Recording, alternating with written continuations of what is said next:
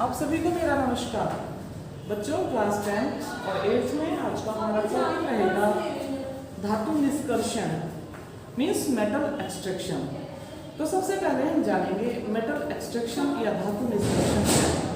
देखिए बच्चों, किसी और से यानी अयस्क से किसी मेटल को गेट करना, किसी मेटल को प्राप्त करना मेटल एक्सट्रैक्शन या धातु निष्कर्षण कहलाता है। धातु निष्कर्षण यानी अयस्क से धातु प्राप्त करने के लिए जितने भी फिजिकल और केमिकल रिएक्शंस हम उसमें यूज करते हैं, अप्लाई करते हैं, इन सभी को मिलाकर धातु क्रम कहते हैं। तो आज का हमारा टॉपिक रहेगा कि किसी और से, किसी अयस्क से हम मेटल को किस प्रकार ज्ञात करें। सबसे पहले तो हम जानेंगे और यानी अयस्क क्या है, मिनरल यानी खनिज क्या है। तो first of all we know that what is minerals. Mineral means धातु का खनिज, यानी कोई भी धातु अर्थ क्रस्ट से जिन कंपाउंड्स, जिन सब्सटेंसेस की फॉर्म में प्राप्त होती है उनको हम मिनरल या खनिज कहते हैं। खनिज से धातु को निकाला जा सकता है, लेकिन जितने भी किसी मेटल के खनिज हैं उनमें से कुछ खनिज ही ऐसे होते हैं जिनसे मेटल को प्राप्त करना सरल और सस्ता पड़ता है, और ऐसे मिनरल्स को और कहा जाता है यानी अयस्क कहा जाता है। तो यहाँ पर थोड़ा सा समझने वाली बात है कि मिनरल क्या है और क्या है और दोनों में क्या डिफरेंसेस हैं। मिनरल्स वे यौगिक हैं जिनमें अर्थ क्रस्ट में कोई भी मेटल, कोई भी धातु जिन कंपाउंड्स की फॉर्म में उपस्थित है उसको हम मिनरल कहेंगे। लेकिन जिस मिनरल से मेटल को प्राप्त करना सरल और सस्ता पड़ता है उसको हम और यानी कि अयस्क कहेंगे। इस प्रकार हम कह सकते हैं कि प्रत्येक और मिनरल ही होता है, यानी कि प्रत्येक अयस्क खनिज ही होता है, लेकिन हर एक खनिज, हर एक मिनरल और नहीं होता। तो सबसे पहले इन ओर्स को अर्थ क्रस्ट से मिट्टी के बड़े बड़े ढेलों के रूप में निकाला जाता है। उसके बाद प्रोसेसिंग शुरू होती है, और प्रोसेसिंग में पहले जो होने वाली क्रियाएं हैं उनको फिजिकल रिएक्शंस या भौतिक क्रियाएं, भौतिक परिवर्तन कहते हैं।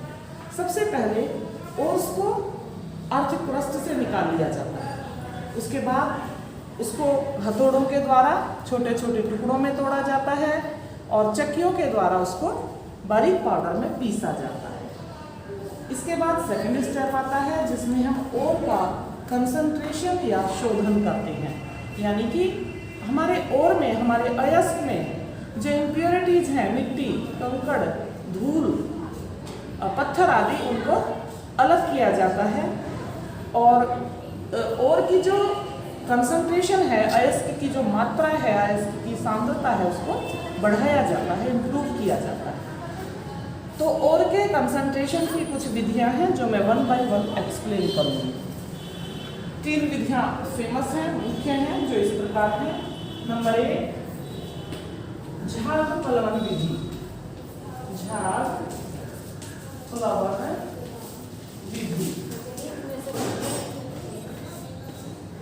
इसको फ्रोथ फ्लोटेशन मेथड भी कहा जाता है। बच्चों, इस विधि से हम केवल सल्फाइड ओर्स का ही सांद्रण करते हैं, कंसंट्रेशन करते हैं, यानी कि जिन ओर्स में सल्फर, सल्फाइड की फॉर्म में जो पाए जाते हैं उनको हम झाग प्लवन या फ्रोथ फ्लोटेशन मेथड से कंसंट्रेट करते हैं। तो इस विधि को समझेंगे। इसमें एक बड़ा टैंक लिया जाता है। इस बड़े टैंक में और यानी अयस्क को लिया जाता है और पानी में उसको डाल देते हैं। तो इस प्रकार से और को पानी में घोलकर टैंक में रख लेते हैं, और इसमें थोड़ा सा पोटेशियम एथिल जैल्फेट, पोटेशियम एथिल जैल्फेट और थोड़ी सी मात्रा में चीड़ का तेल मिला दिया जाता है। का तेल। और ऐसा सेटअप करने के बाद इस टैंक में एयर ब्लास्ट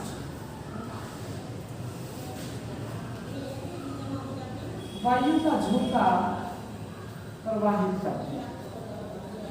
वायु का झोंका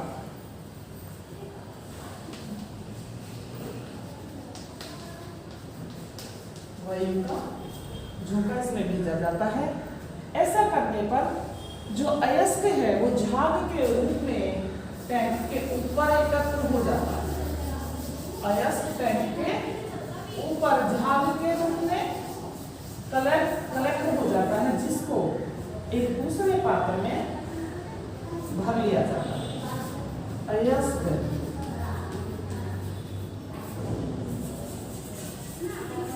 और इम्प्योरिटीज जो अशुद्धियां हैं, मिट्टी, कंकड़, धूल आदि, वो टैंक की तली पर रह जाती है। अशुद्धि। तो इस प्रकार से अयस्कों के शोधन की, अयस्कों के सांद्रण की ये विधि झाग प्लेवन विधि कहलाती है, जो सल्फाइड ओर्स के लिए एक सबसे ज़्यादा उपयोगी विधि है। इसी के साथ साथ बच्चों में दूसरा मेथड क्लियर करो।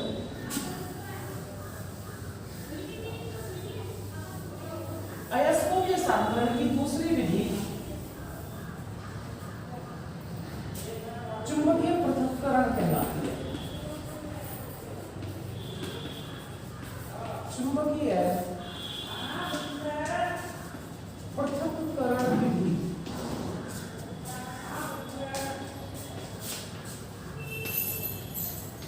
Magnetic separation method.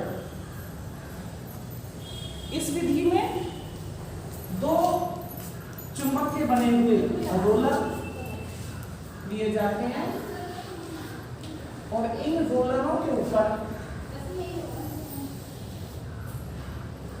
एक पट्टा घूमता है।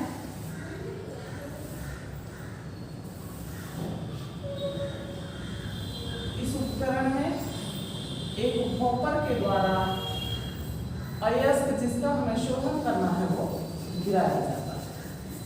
इस विधि में सांद्रण करने वाले ओर में, अयस्क में या तो स्वयं अयस्क या फिर अशुद्धि चुंबकीय मैग्नेटिक नेचर की होनी आवश्यक है। और जब हमने अयस्क को यहाँ से डाला, जो कि इस घूमते हुए पट्टे से होती हुई, तो इसकी दो ढेरियां अलग अलग बन गई। इन ढेरियों में जो चुंबकीय स्वभाव का कंपाउंड है वो चुंबक के पास, और जो अचुंबकीय स्वभाव का है वो चुंबक के दूर कलेक्ट होता है। दोनों की अलग अलग ढेरियां बन जाती हैं। तो इस प्रकार भी हम अयस्क से इम्प्योरिटीज या अन्य पदार्थों को अलग कर देते हैं, और इस मेथड को चुंबकीय सेपरेशन मेथड या मैग्नेटिक पृथक्करण विधि कहा जाता है। बच्चों, अयस्क के सांद्रण की तीसरी विधि गुरुत्वीय विधि है। गुरुत्वीय पृथक्करण विधि, गुरुत्वीय घनत्व पृथक्करण विधि भी इसको कहा जाता है। गुरुत्वीय पृथक्करण विधि। इस विधि में एक ढलानदार मेज लेते हैं, एक ढलानदार मेज जो कि स्टैंड पर लगी होती है। इस मेज पर बीच बीच में ये बैरियर्स बने होते हैं जिनको राइफल कहा जाता है, और यहाँ पर अयस्क को रखकर पानी की तेज धारा में इसको धोया जाता है। पानी के ऊपर से तेज वाटर करंट ऊपर से इसमें गिराते हैं, जिसमें कि अयस्क धुल जाता है, और जो अशुद्धियां हैं वो बहकर आगे आ जाती हैं। अशुद्धियां, और जो हमारा अयस्क है वो इन राइफल्स में, इन बैरियर्स में यहाँ पर रुक जाता है और ये एकत्र हो जाता है, कलेक्ट हो जाता है। तो इस विधि के द्वारा भी हम अयस्क से इम्प्योरिटीज को दूर करते हैं। जब अयस्क का बच्चों हम सांद्रण कर लेते हैं, इसके बाद कुछ रासायनिक क्रियाएं प्रारंभ होती हैं, जिन रासायनिक क्रियाओं से हम अयस्क से धातु प्राप्त करने के प्रोसेस में आगे बढ़ते हैं। तो रासायनिक क्रियाएं किस प्रकार की हैं? जैसे भर्जन या रोस्टिंग, प्रगलन या स्मल्टिंग। तो इस प्रकार की जो रिएक्शंस हैं, जो केमिकल रिएक्शंस हैं, इन्हें मैं कल एक्सप्लेन करूंगी। हमारा आज का टॉपिक यहीं तक रहेगा कि हम किस प्रकार से मेटल एक्सट्रैक्शन में ओर को हम कंसंट्रेट करते हैं, उसको हम सांद्रित करते हैं, उसमें से धूल, मिट्टी, कंकड़ आदि की इम्प्योरिटीज को अलग करते हैं। आप सभी को इस कराए गए कार्य में से नोट्स बनाने हैं, डायग्राम्स ड्रॉ करने हैं। इसके साथ ही कल मैं नई वीडियोज के साथ आपके सामने आऊंगी और फर्दर टॉपिक हम डिस्कस करेंगे। Thank you.